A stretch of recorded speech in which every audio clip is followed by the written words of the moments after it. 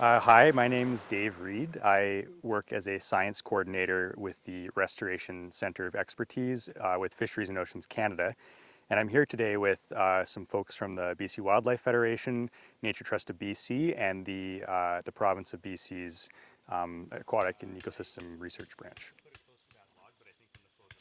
We're here today to kind of develop some standardized hydrometric monitoring procedures to help capture the effectiveness of beaver dam analogues as a restoration tool. And these are an emerging restoration approach that is proving quite promising at keeping water on the landscape and helping with things like drought, wildfires, and improving habitat overall.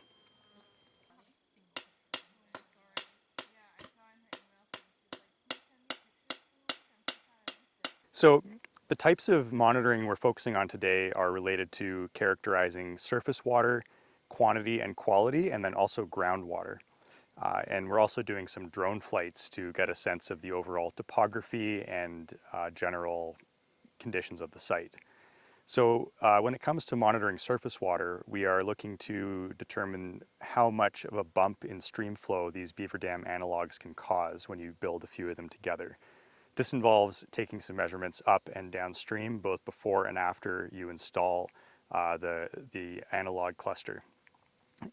With groundwater, we expect that the installation of these beaver dam analogues will bump up the water table in the vicinity of the structures, thereby giving marsh vegetation and other plants a better chance at reestablishing where the channel might have been sized.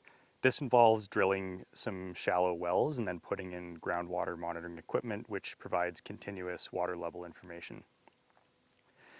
You can then compare this data through time to get a better understanding of what results you might be seeing here.